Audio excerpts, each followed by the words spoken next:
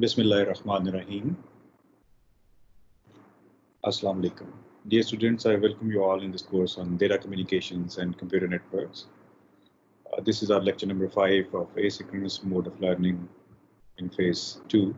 This course is being offered at Department of Computer Science, ComScience, University Islamabad, Lahore campus. So in today's lecture, we'll talk about quality of services. We'll try to evaluate the existing packet switched network and its support for real-time applications. And then we talk about the taxonomy of real-time applications, what sort of different real-time applications are there and what are their needs in order to propose a new service model. We'll also be talking about the different approaches to support quality of services. Then we'll discuss integrated services and differentiated services. So the learning outcomes of today's lectures are that at the end of this lecture, you will be able to understand quality of service requirements and the different quality of service support approaches. Then you'll be able to understand token bucket filters that are works. You should also be able to judge the effectiveness of integrated and differentiated services and different types of per-hop behaviors in differentiated services. So we start with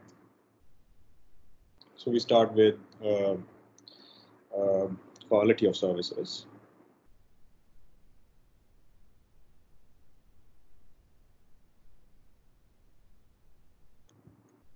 Quality of services. And before we discuss quality of services, let's talk about the purpose of packet switch networks. So what do you think, what is the purpose of packet switched networks? So the purpose of packet switch networks is that they support all kinds of applications and data, including multimedia applications that transmits digitized audio and video streams. So the purpose of packet switch network is to support real-time applications,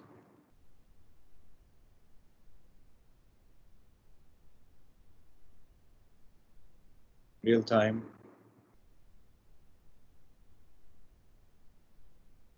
applications, transmitting data, obviously, in terms of digitized audio and video. If it's a multimedia application, so if it's a multimedia application, then obviously it is sending data in the form of digitized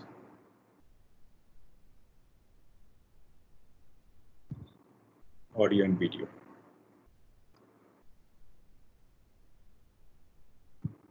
Okay, packet switched network also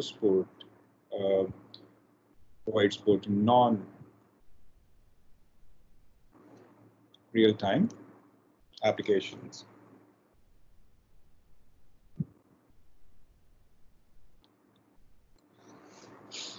Okay, so if we talk about the real-time applications,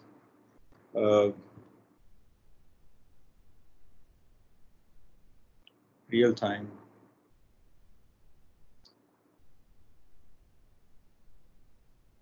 applications. So real-time application, the real-time application needs some sort of assurance from the network that data is likely to arrive on time. So real-time applications need assurance.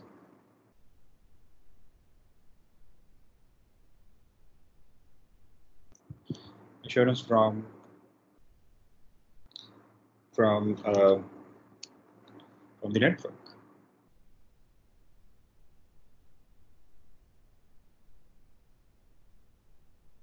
for timely arrival of data.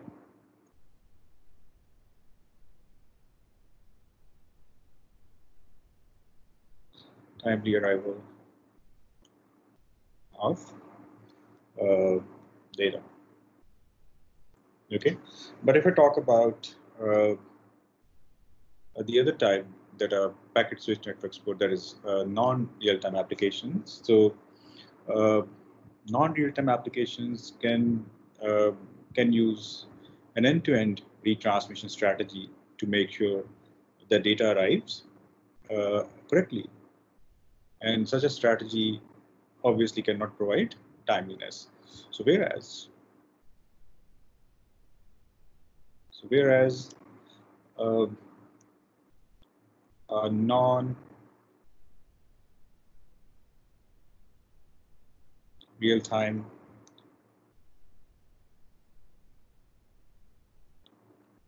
application uses end-to-end retransmissions.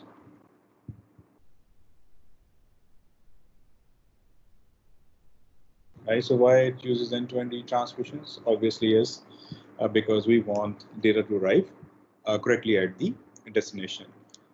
And yes, such a strategy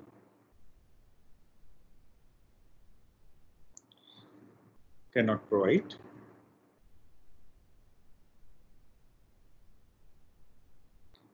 timeliness.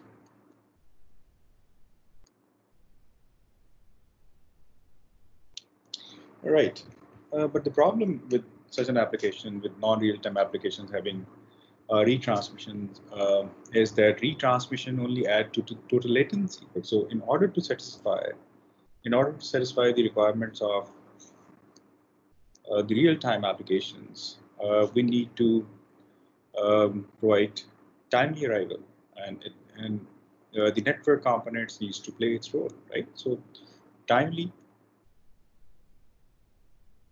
arrival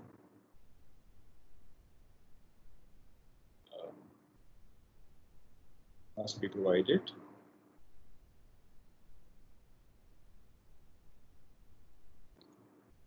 by the network itself. And when I say network, this means I'm talking about the routers.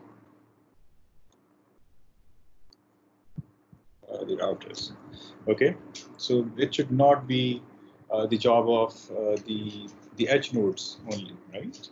So not just the edge node should be responsible for providing timely delivery of the data. So therefore, the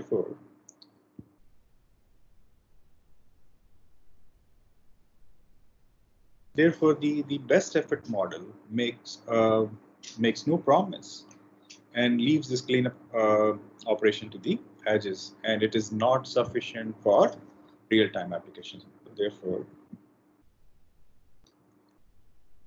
the best effort model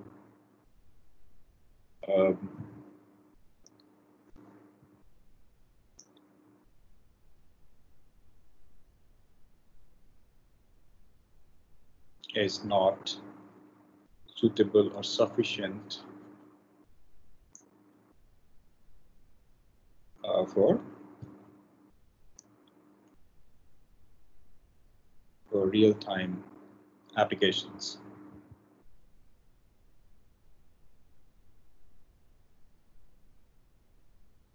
Why? Yes, because best effort model makes no promises, right? So that's why there is a need to come up with a new service model.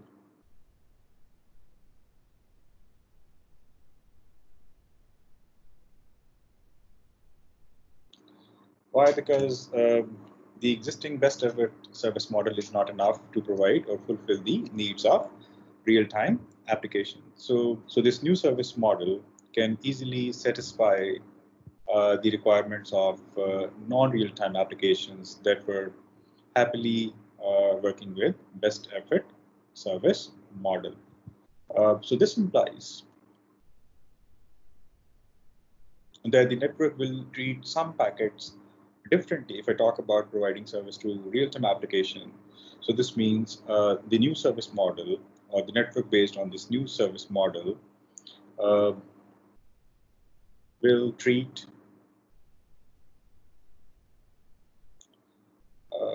some packets differently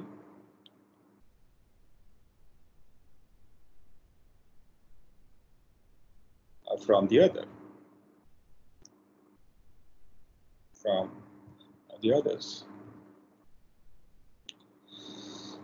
A network that can provide the different level of services. So a network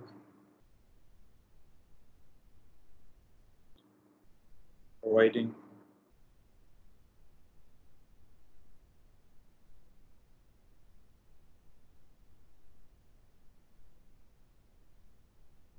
different level of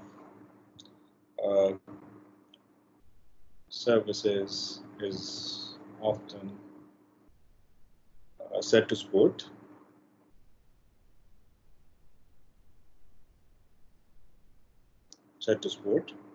uh, quality of service.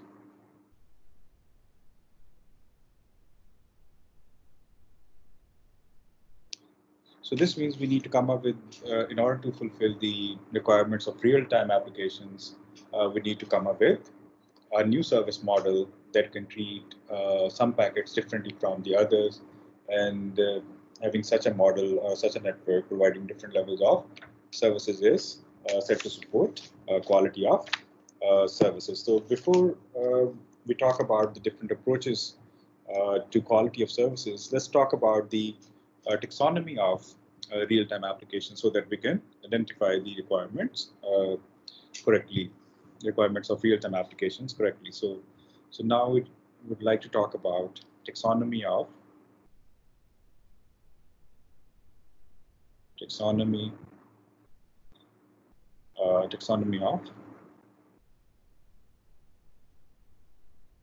real-time applications.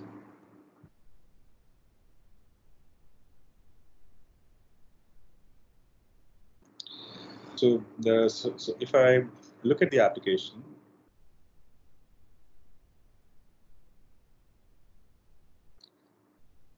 we can have two types of application. One type of application is elastic in nature. Elastic in nature means such an application can uh, can uh, can afford delays. And the second type, the applications are real-time applications. So the real-time applications can further be subdivided into two types. One is intolerant,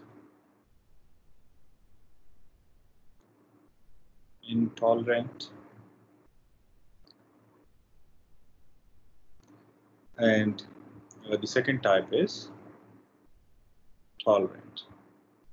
So there are applications that cannot tolerate delays in real-time application, and there are applications that can tolerate uh, the variation in the network, in the network speed or the bandwidth. So this tolerant application, real-time applications can further subdivided into two types. One is known as non-adaptive,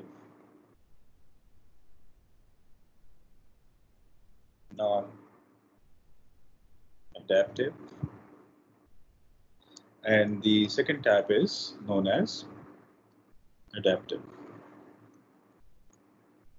Adaptive applications adapt to the amount of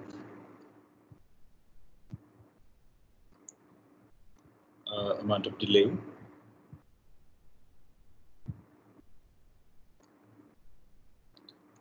that packets experience as they traverse the network, right? So whereas non-adaptive applications do not adapt to the delay in the network. So these adaptive applications can further be subdivided into two types. We have rate adaptive applications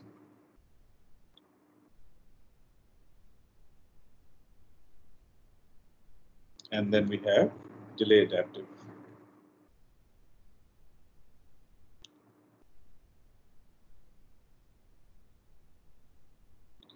So when we talk about the rate adaptive applications, rate adaptive applications. So basically we are talking about video algorithms that can trade off bit rate versus quality. So these applications can trade off bit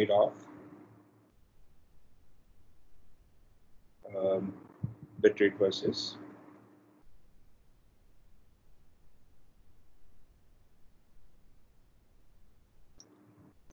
versus quality. And at the moment, we're talking about video algorithms.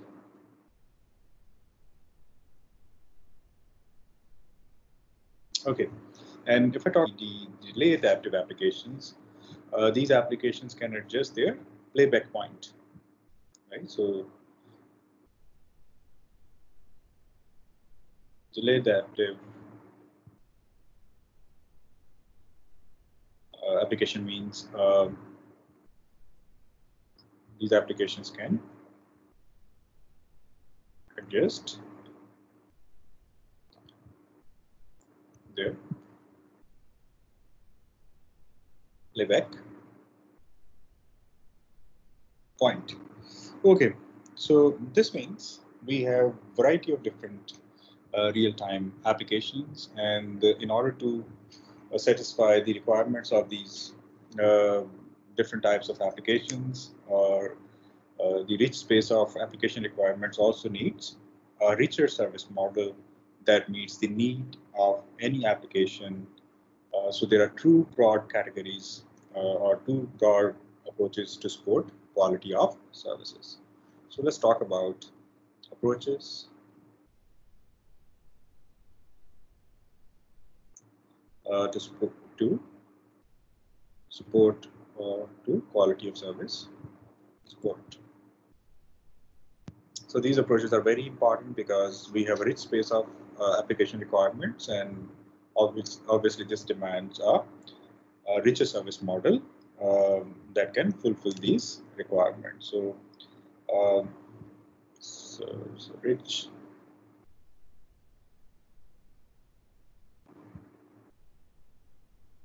space of applications.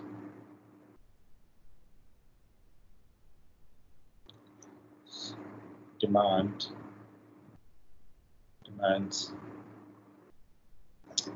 a richer service model.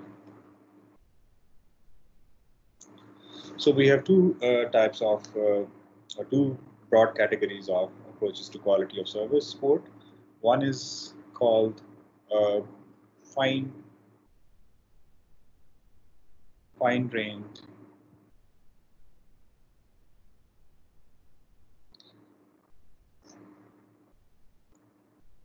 approaches. So by means fine-grained approaches, these approaches provide qualities of service to individual application or flows. So these approaches provide quality of service to individual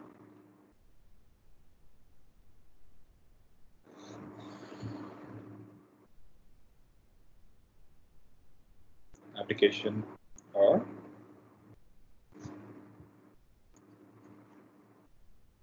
flows.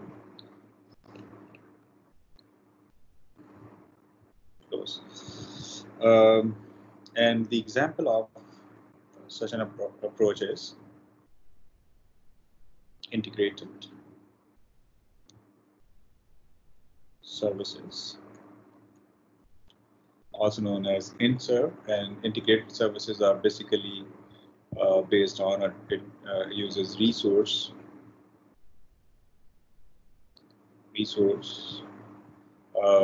reservation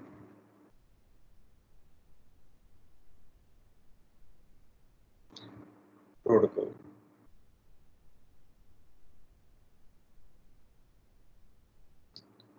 RSVP. Right. Whereas the second approach to quality of service support is called coarse-grained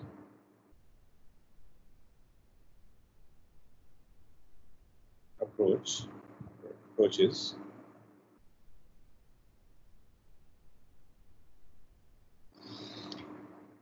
So this coarse-grained approach or approaches provide quality of services to large classes of data or aggregated traffic rather than individual flows or applications. So it provides a quality of service to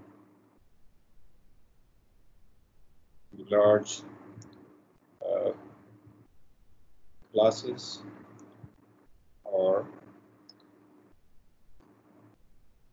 aggregated traffic. And this example is differentiated services or DiffServ. Differentiated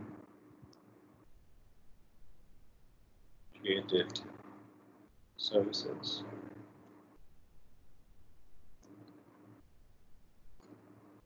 And by the way, differentiated services is the most widely deployed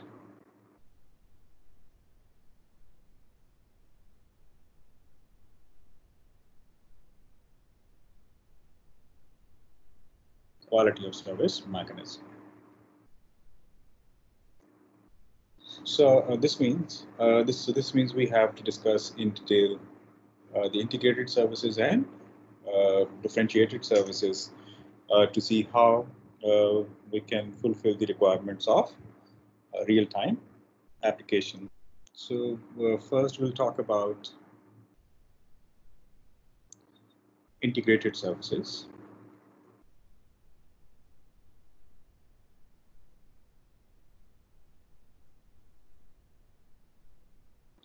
And integrated services are basically based on RSVP, resource reservation, as a signaling protocol. So integrated services, the number of service classes are designed to meet the needs of different application types. So integrated services has number of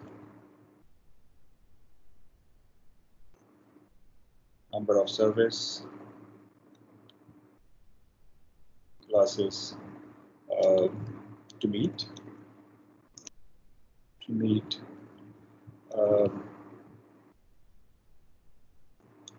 the needs of different real-time applications.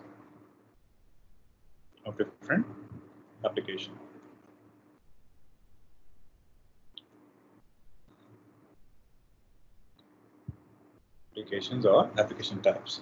So this means the important thing here is the service class or service classes that integrate services are defined for the different application types. So what do we mean by a service class? Service class or service classes. One of service classes for intolerant applications. One of service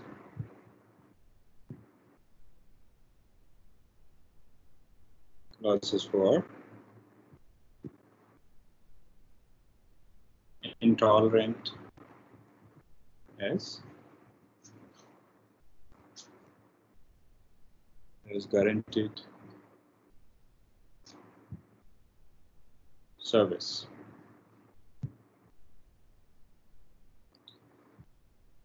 Similarly, for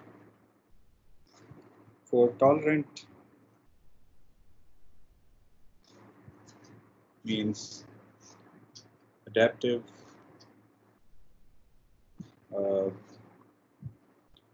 applications.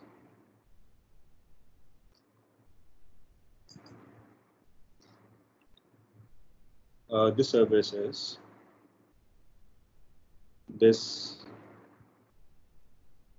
service is known as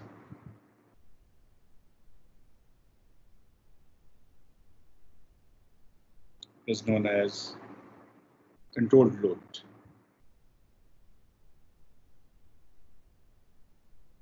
Controlled load. Okay, and the example of such an application is the audio application that adjusts playback point on network where the delay varies and the loss rate remains on or around 10% or less, right?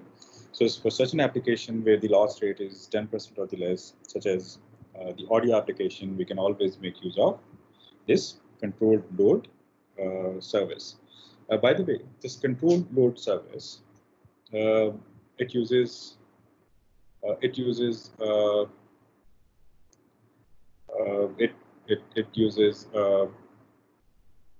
this service use queuing mechanism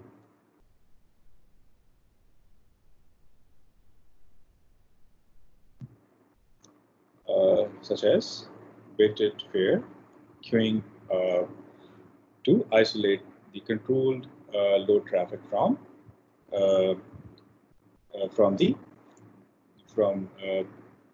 the weighted fair queuing to isolate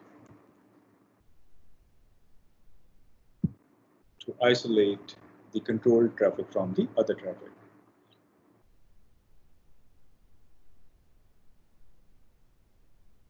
Controlled traffic from the other traffic.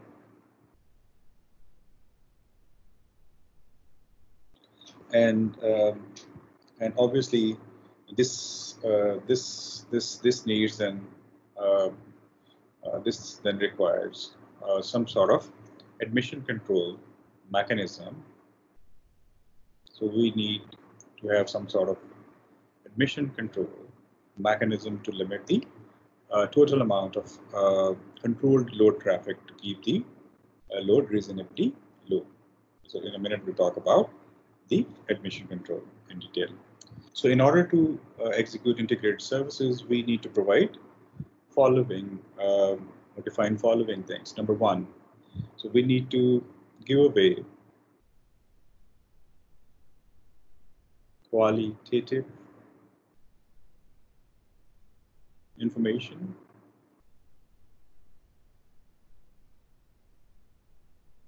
and also quantitative information.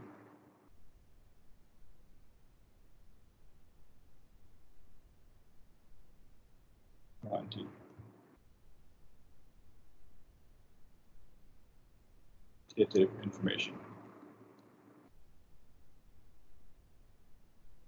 So, so quality information or qualitative information means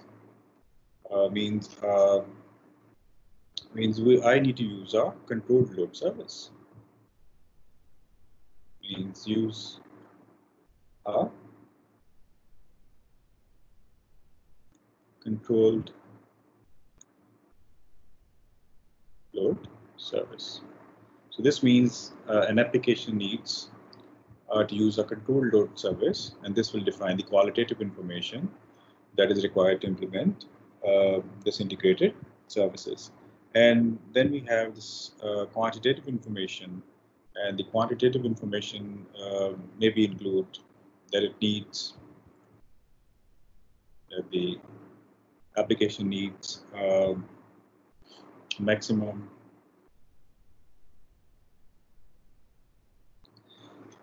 delay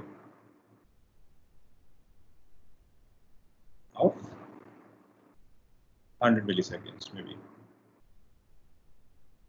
Right. So this will define the quantitative information, and the use of a controlled load service by an application will define the qualitative information. The next thing that we need to identify is the flow specs. Flow spec. There are two flow specs that we need to identify. One is known as traffic specifications, and the other is called requirement specifications. So the set of information that we provide to network is referred to the flow spec. So this is basically set of information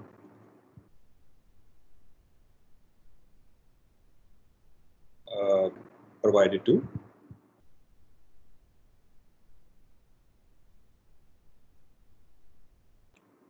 the network, and this includes T spec and R spec.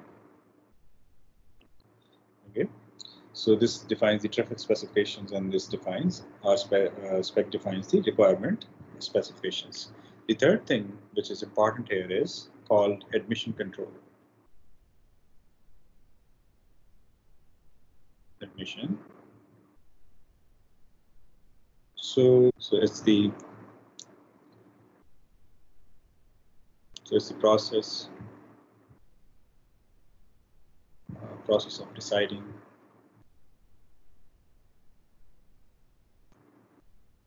when to say no. Okay, so when the network is not in a condition to provide a specific service, so this way we need to say no.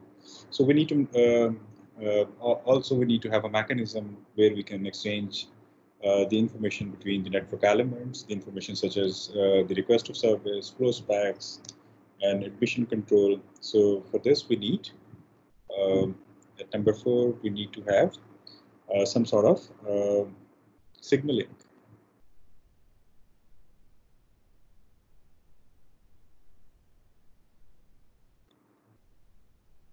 So why do we need signaling? So we need signaling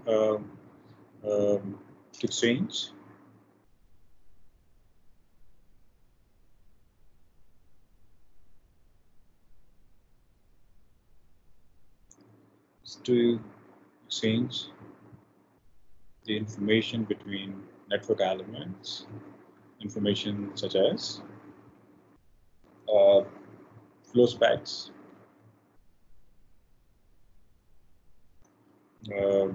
admission control,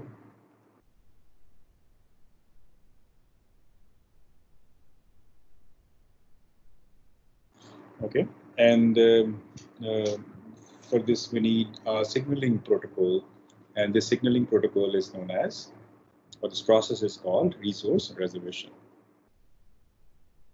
Resource reservation, and this signaling is done by resource reservation protocol. The fifth element in order to implement integrated services is called packet scheduling.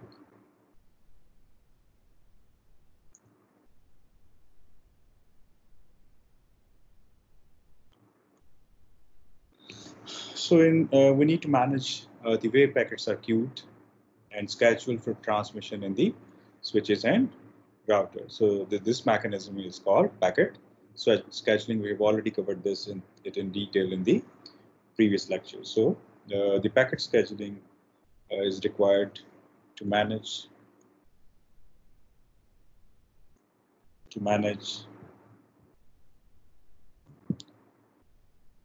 the way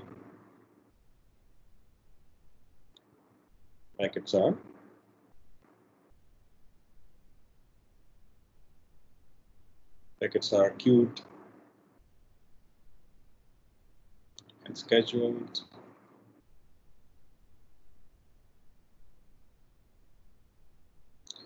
for transmission.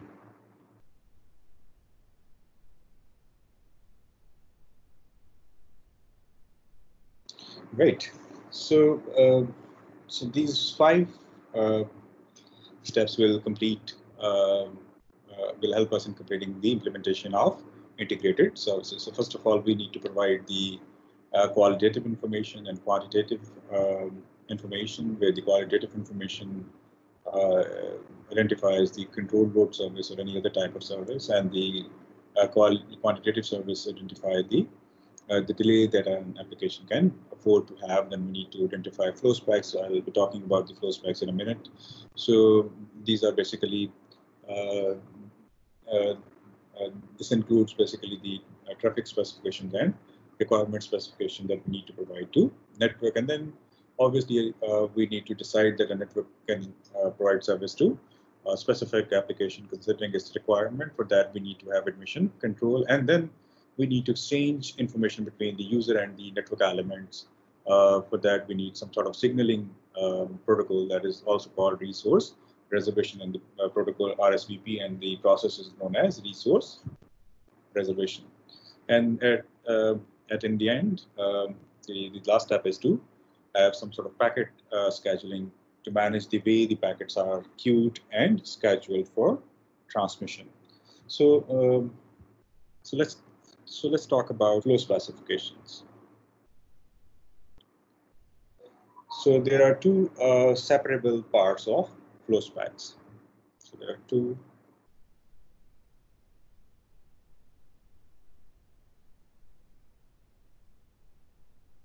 two separable parts of the flow spec. One is called T-spec, and this basically identifies flows traffic requirements.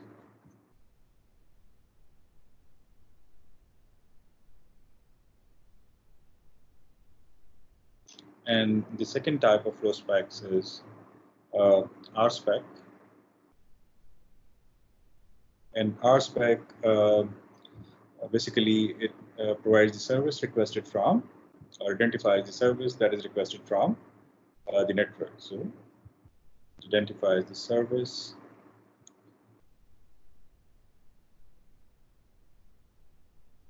requested from network.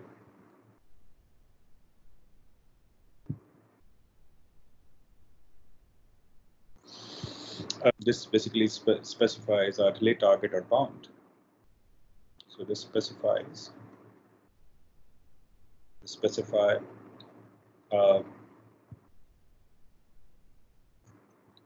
delay target or bound that a service has to follow or provide. So this T spec is a little more complicated, right?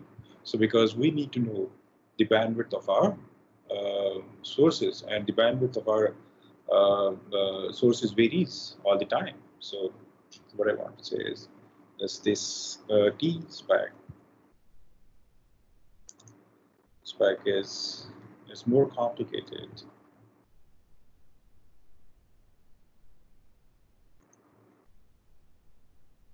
Why? Because we need to know the bandwidth of our sources, and bandwidth sources varies with time, because bandwidth sources varies with time. So in order to identify the bandwidth sources, and the bandwidth sources are the bandwidth characteristics of our sources, we will be using token bucket filter. Token bucket filter.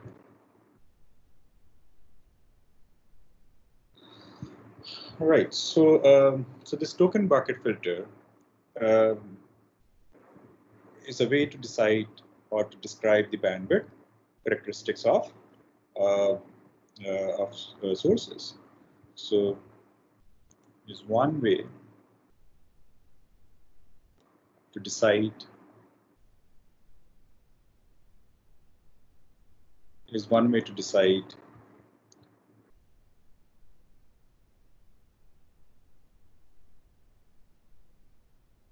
bandwidth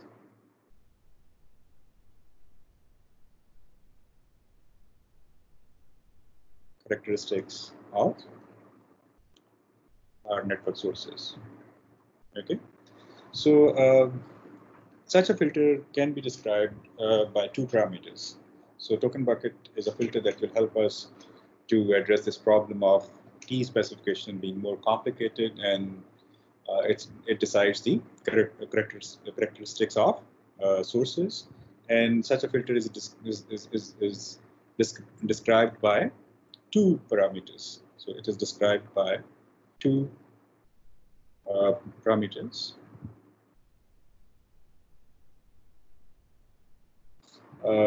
One is called, number one, token rate. Token rate, say R. And number two, a bucket depth.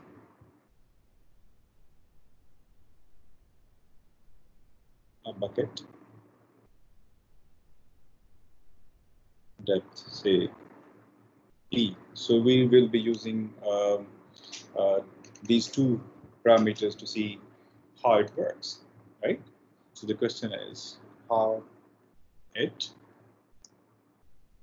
works, how this token bucket filter works and identify the characteristics of a network sources, right? So to be able to send a byte, we must have a token. So the first requirement is, if we want to be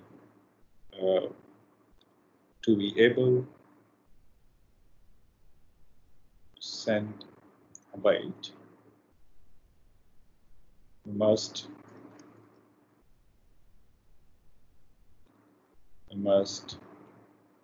have a token. So if I start with no tokens, then I accumulate them at the rate of R per second. So what if I don't have a token to start with? So what I'll do is I will accumulate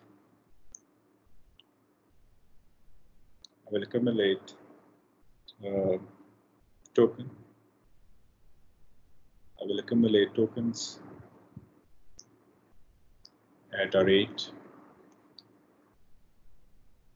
of, obviously, R per second. Right.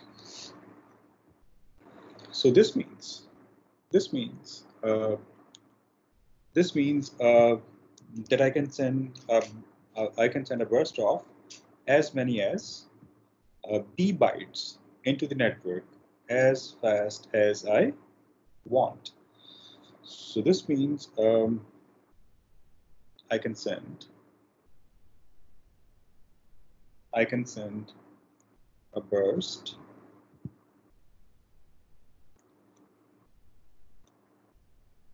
burst of as many as B bytes. Why B? Because B is the depth of the bucket. B bytes into the network, and that too as fast as I want. Okay, but keep in mind that over a sufficiently long interval, I cannot send more than R bytes per second, right? So this means I can't send more than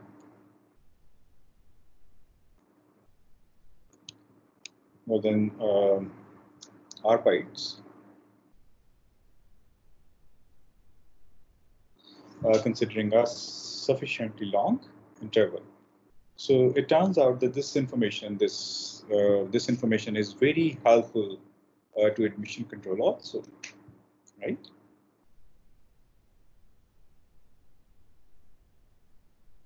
So it turns out this information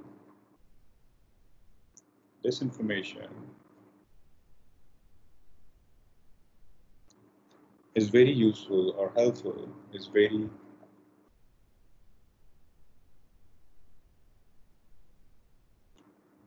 helpful to admission control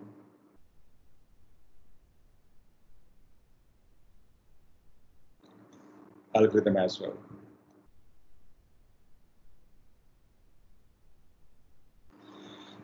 Right. Why? Because it tries to figure out whether it can accommodate a new request for service or not. So this is also the functionality of an admission control algorithm. So let's try to understand these steps with the help of an example that how the token bucket filter works and how we can classify or identify the type of network traffic with the help of this example. We have bandwidth in megabytes per second, and on this x-axis we have time in seconds. So we have 1 second, 2 seconds, 3 seconds, and say 4 seconds.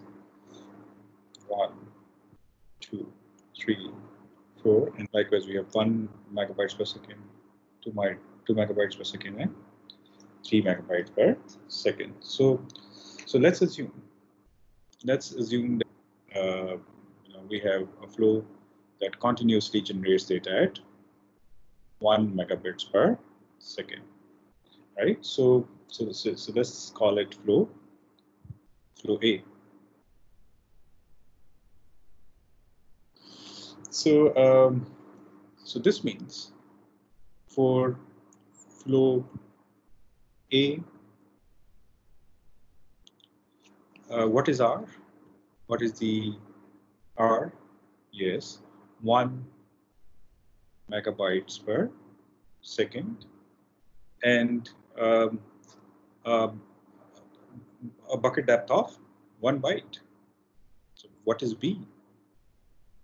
1 byte means it cannot store more than 1 token. So this means it sends them immediately. So that's why. So we have a flow where the rate is 1 megabytes per second, and the depth of the bucket B is 1 byte. This means it cannot store more than 1 token. So this means it cannot store more than 1 token.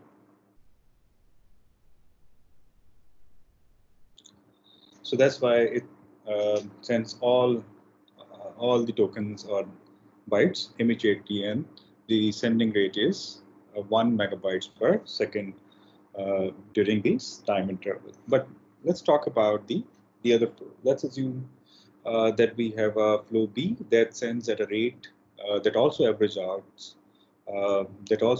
to 1 megabytes per second, but it does so by sending 0.5 megabytes per second for 2 seconds. So what it does is it sends 0.5 megabytes per second for 2 seconds, and then send data at say 2 megabytes per second for 1 second from 2 to 3 seconds interval, right? And then it again sends data at 0.5 megabytes per second, right? But this means unlike flow A, flow B needs a bucket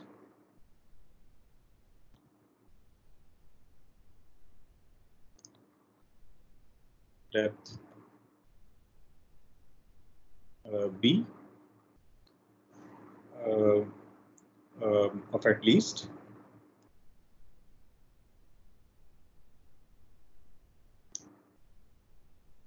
1 megabyte, right? So only then B will be able to send data at 2 megabytes per second for 1 second from 2 to 3, right?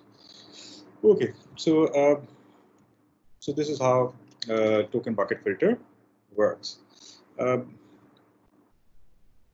if we want to change this information, the information about the flow specifications or the admission control between the users and the network element, so for that we need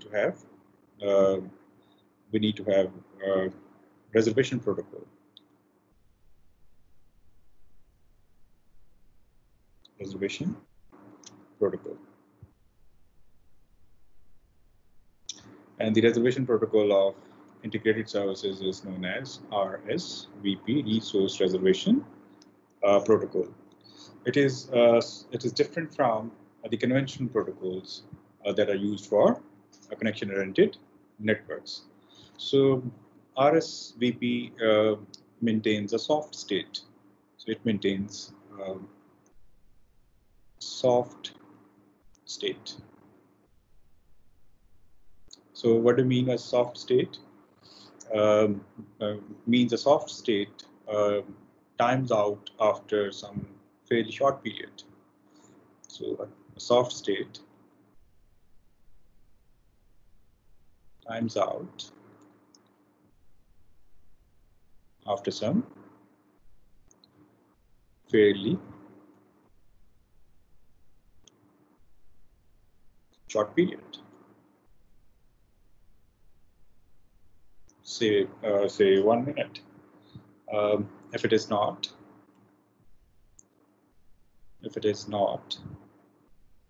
periodically refreshed, it's not periodically refreshed. So this means that a router maintains a soft state to store information, and this soft state automatically times out after some fairly short period, say 1 minute, if it is not periodically refreshed. So this RSVP uses an approach called receiver-oriented approach. This RSVP implements receiver-oriented approach. What do you mean by a receiver-oriented approach? This means RSVP supports, since RSVP support both multicast and unicast flows. When I say multicast, this means there is one sender and there are many receivers. And an example of such an application can be video conferencing application. So why RSVP needs to provide a receiver-oriented approach? Because RSVP, Resource Reservation Protocol, supports both multicast and unicast flows.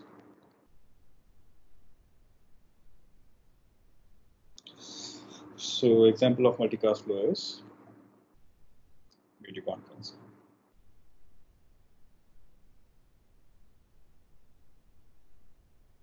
So since it's supporting multicast application, so it makes more sense to let the receiver keep track of their own needs. So rather than, so this means rather than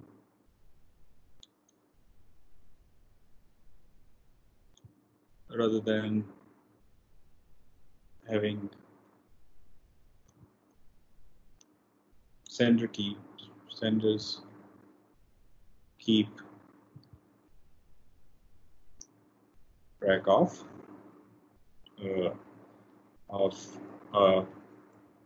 potentially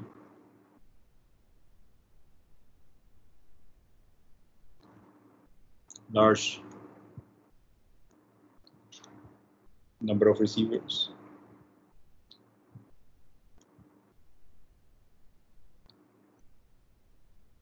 It's important that we should follow a receiver-oriented approach where the receiver is keeping track of the resources or its own need, right?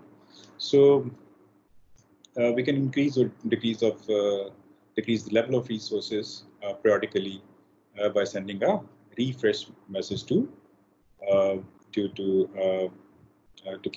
the soft state in place. RSVP uses two messages to exchange the information between the end users and network element. So number one is called path message.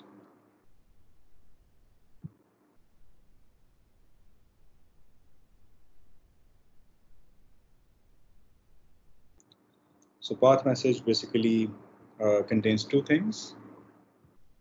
Number one, it contains T-spec and number two, the path the packets will follow.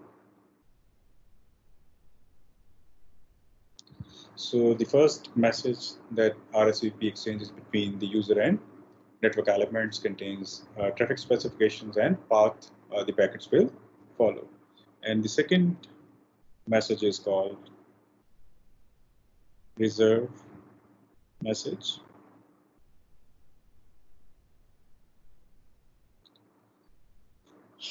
It also contains two things. Number one, it identifies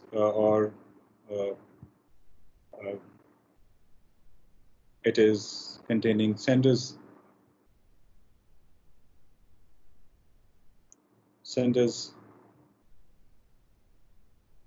traffic specifications, and number two, requirement specifications describing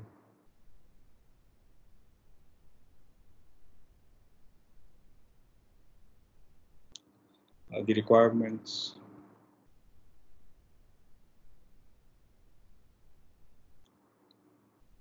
of the receiver so that the resources can be reserved at a router. As long as the receiver wants to retain the reservation, it sends the same reserve messages about every 30 seconds. So for an example, we can think about an audio conference application with 10 speakers, right? So let's try to see how it works. So for an example, let's assume an audio conference with 10 speakers. Okay, so RSVP has different reservation styles, right? So such as so RSVP has different reservation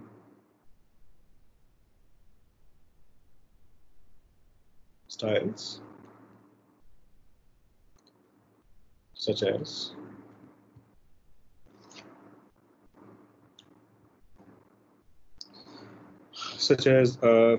reserve resources for all speakers, reserve resources for all speakers,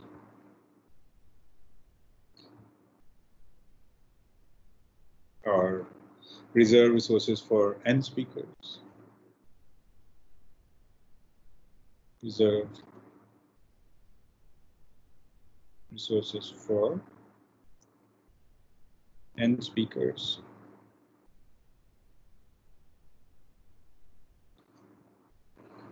and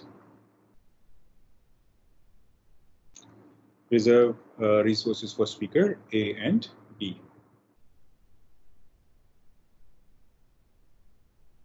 Reserve sources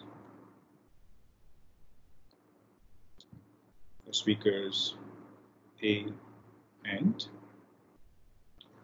B, right? So, so what do you think? What sort of reservation we need to make here? So, in an audio application, what do you think? Do we need to reserve resources for all speakers? So this is not the scenario. So all speakers do not communicate at the same time in an audio conferencing application. So for maybe I would like to select reserve resources for speakers A and B, right? So the next thing is packet classification and scheduling. So the important thing in resource reservation or integrated services or end service, packet classification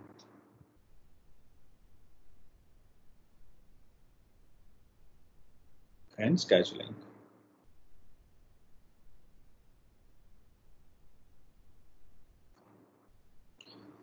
So in packet classification and scheduling, we want to deliver the requested service to data packet. So the goal is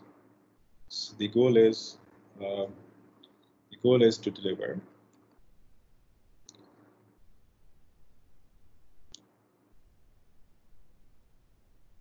the requested services to data packets. Okay, and this can be done. For this, we need to do two things. Number one, we have to classify packets. That is classification of packets or classifying packets. What do we mean by this? This means we have to associate each packet with an appropriate reservation, with appropriate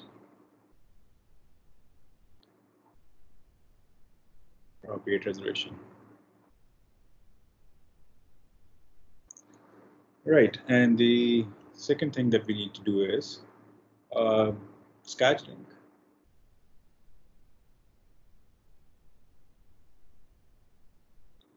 So it means we have to manage the packets in the queue.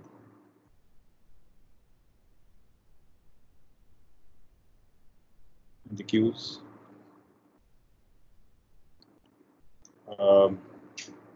to receive the requested service, to receive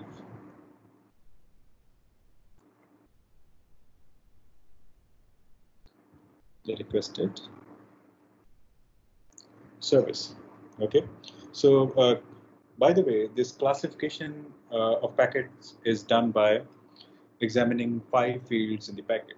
So we can classify a packet by examining 5 fields in the packet.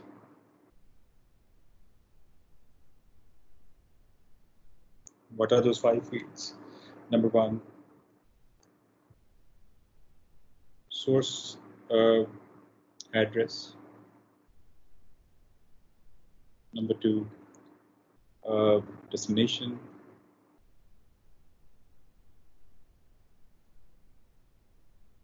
Address.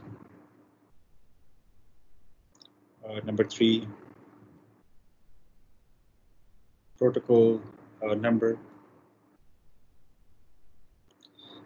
And number 4,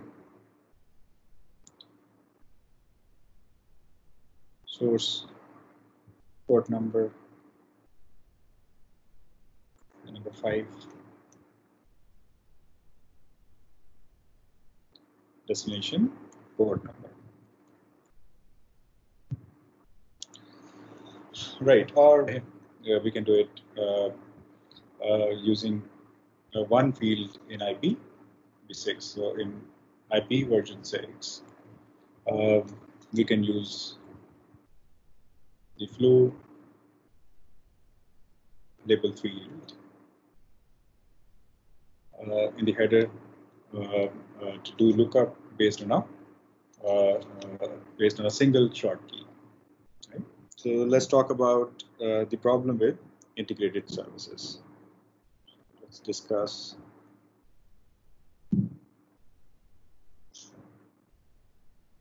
problem with int-serve.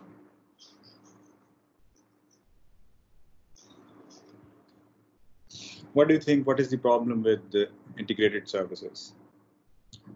Yes, the problem with integrated services is scalability. So it has scalability issue. This means each of these reservations needs some amount of state that needs to be stored in memory and refreshed periodically. So each of these reservations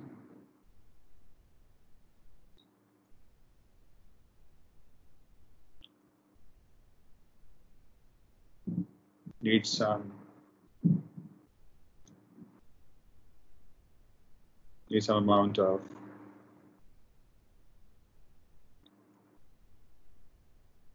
state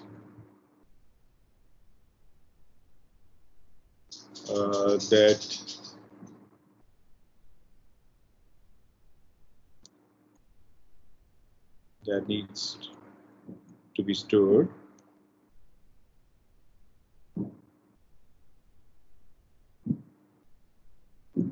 in memory and refreshed periodically.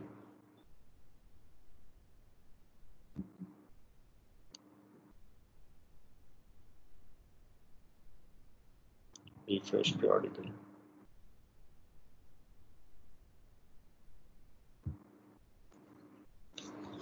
Okay, and therefore the router needs to classify, police, and queue each of these flows. So therefore,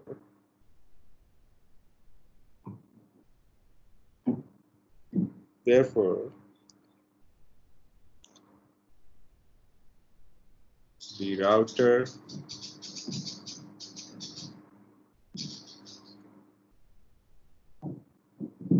needs to obviously classify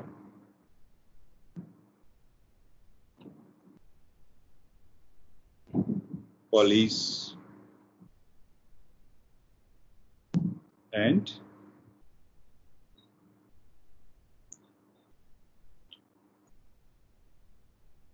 queue each of these flows.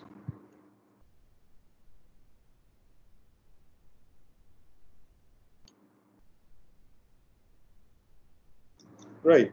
So likewise, the admission control decision need to be made every time such a flow requests a reservation. So obviously, this also increases the work that an admission control mechanism has to do. So admission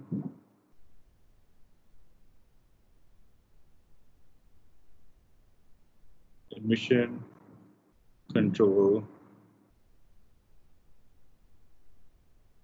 decisions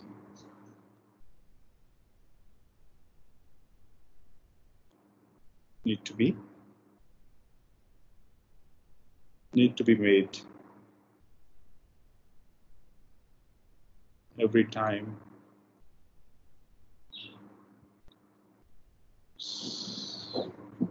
such a flow requests reservation.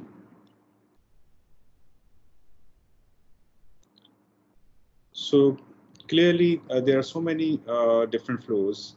So making a decision about each and every flow and maintaining the states of soft states for each and every flow, and then making a classification and the scheduling decision for the packets. So in each and every queue for each flow makes the job of integrated services really difficult. And that's why, because of the scalability concerns, we have limited widespread deployment of integrated services. So these scalability concerns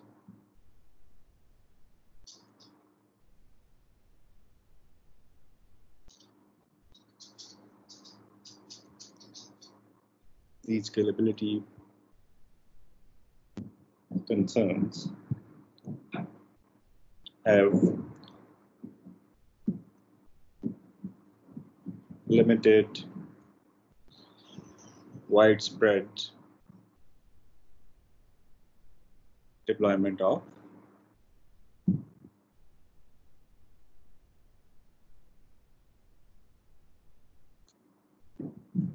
integrated services, or INTServ.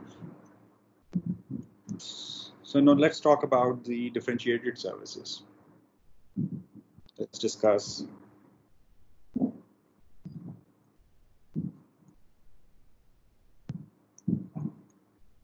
differentiated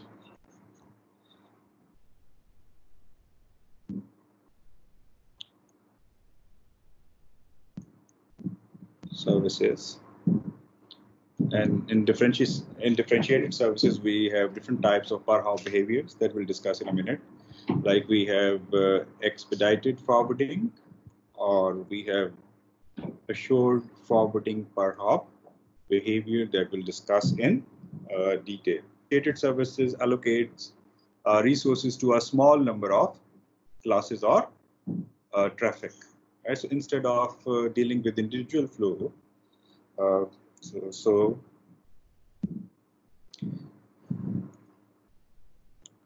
so traffic is divided into classes.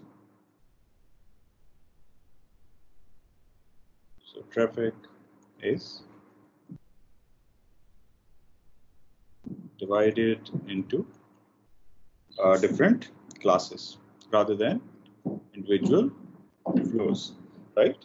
So, so this means This means rather than using a resource reservation protocol to tell routers that some flow is sending premium packets, it would be much easier if the packets could just identify themselves to the router when they arrive. So this will make the job of the router much easier. So rather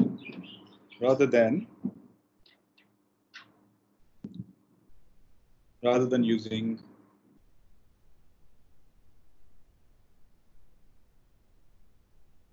RSVP, resource reservation protocol, the packet identifies itself to the router. The packets identifies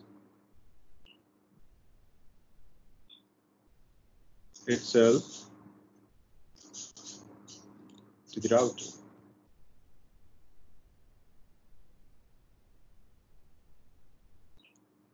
So a packet identifies itself to a router. This is done by using a bit in the packet header. So this is done by using a bit in the packet header.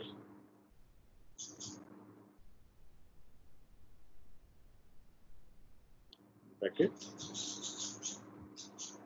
header. So if a bit is set,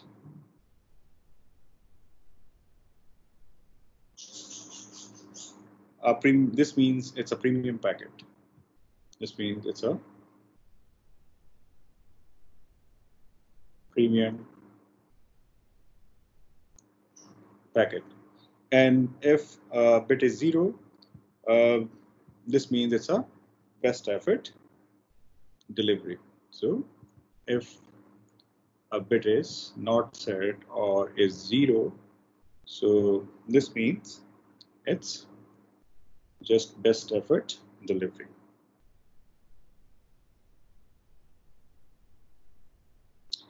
Okay, so the next question is, in fact, we have two questions to answer here. Number one, who sets the premium bid and under what circumstances? Second, what does a router do differently when it sees a packet with the bid set? So there are two questions to discuss here. Number one,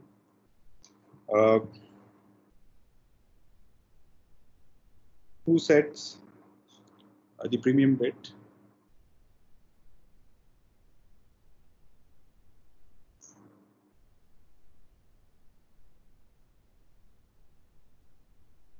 And under what conditions or circumstances?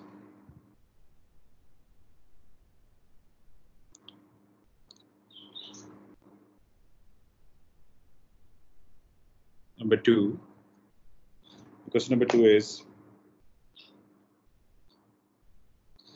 what does a router do differently when it sees a packet with the bit set? So what does a router do differently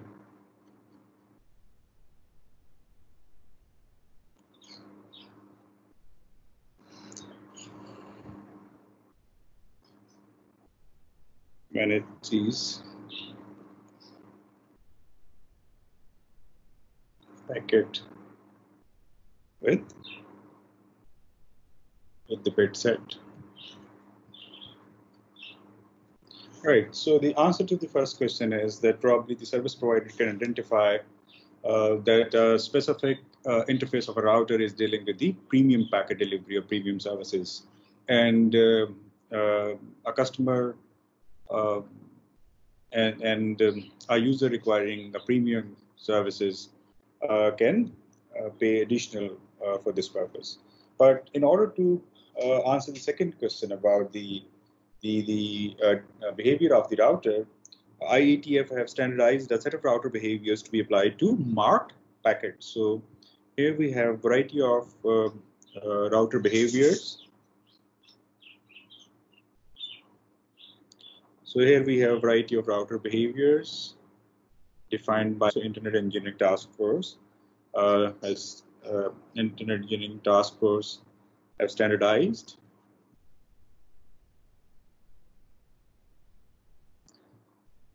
a set of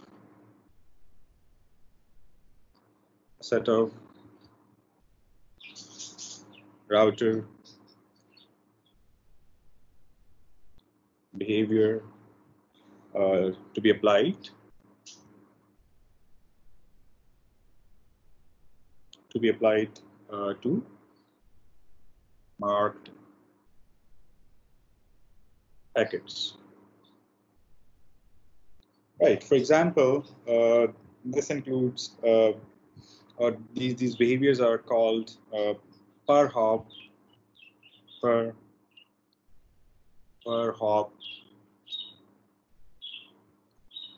behavior, or per hop behaviors. Per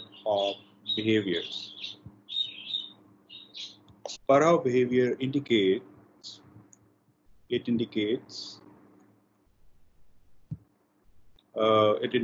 behavior of individual router rather than end-to-end service. So per hop behavior indicates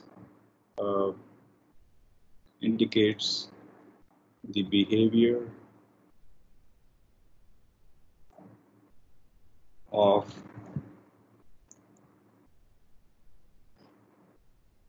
individual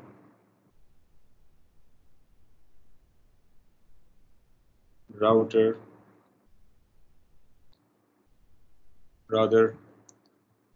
rather than end-to-end service.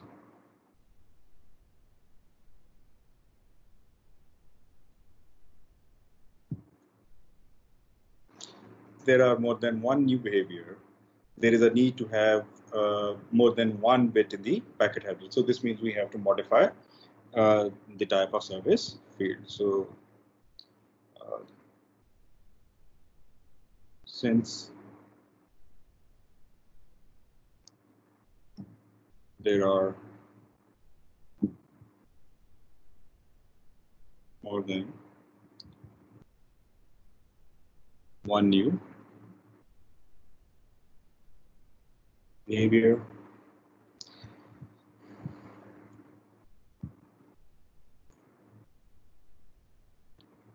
there is a need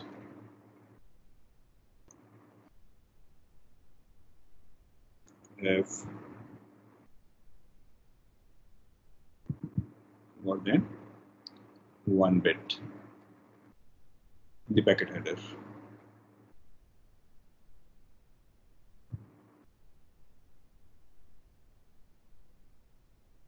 This means the type of service field has to be redefined, is redefined. And how it is redefined? 6 bits of this byte have been allocated for differentiated code point. The remaining 2 bits are used by explicit congestion notification. So how we have redefined the type of service field? By assigning 6, or allocating 6 bits. So 6 bits of this byte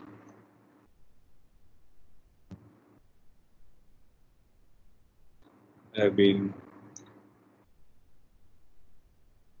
allocated for differentiated services or diffserv code point.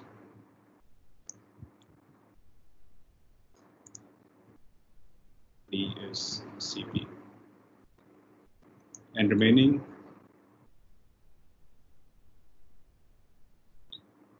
2 bits are used by explicit congestion notification. Right. So let's talk about the different per hop behavior or router behavior. Uh, the first type of per hop behavior is called expedited forwarding. So let's talk about the expedited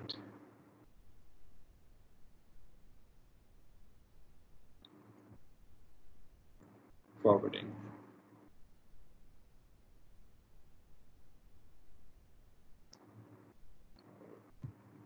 We have per hop behavior. Right. So in expedited per hop behavior, packets are marked for expedited forwarding and should be forwarded by the routers with minimal delay and loss. So a packet or packets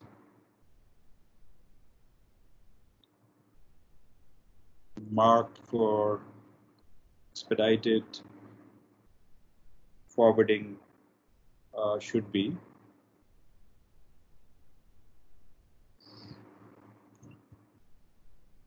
forwarded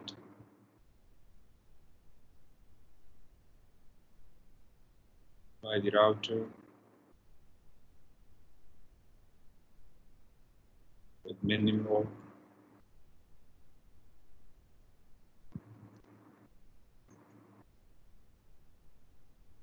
delay and loss.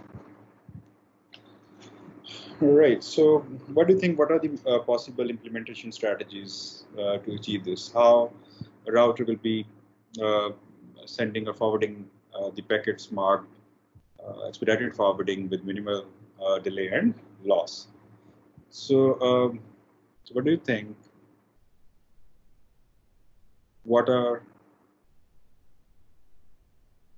the implementation strategies?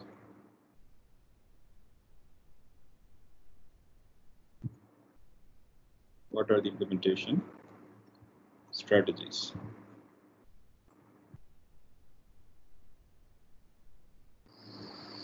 So what a router does is it gives expedited forwarding packets strict priority over all the other packets. So this means routers give uh, expedited forwarding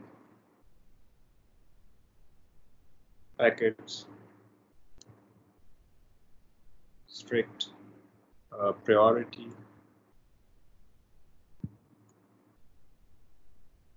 over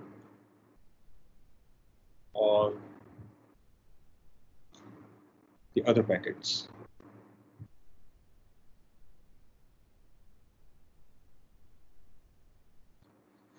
For this, routers perform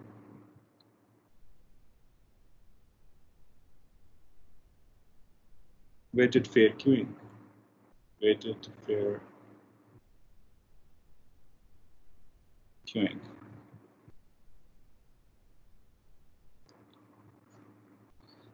Weighted fair queuing between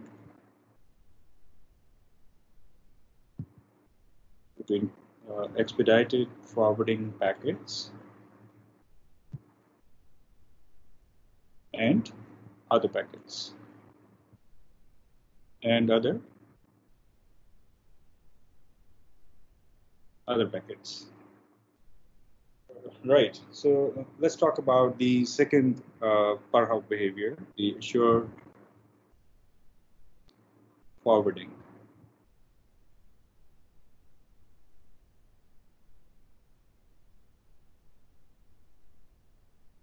Assured forwarding per hop behavior. Right. So the assured forwarding per hop behavior has its root in random early detection in and out or weighted random early detection. So the assured forwarding makes use of as its roots in random early detection that we have covered in the previous lecture with in and out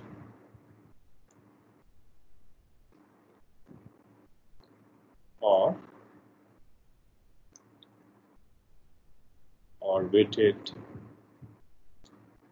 random early detection. So this concludes our today's lecture. So in today's lecture, we talked about quality of services. We established a case that we need to have new service model that can provide services or fulfill the requirements of real-time applications in addition to traditional end-to-end best effort delivery based applications. And then we try to identify the quality of service approaches providing quality of service support. Then we try to establish a taxonomy of real-time applications. And after defining the taxonomy of real-time applications, we discussed both approaches, the fine-grained approach and coarse-grained approach, means integrated services and differentiated services. Dear students, thank you very much. Allah Hafiz.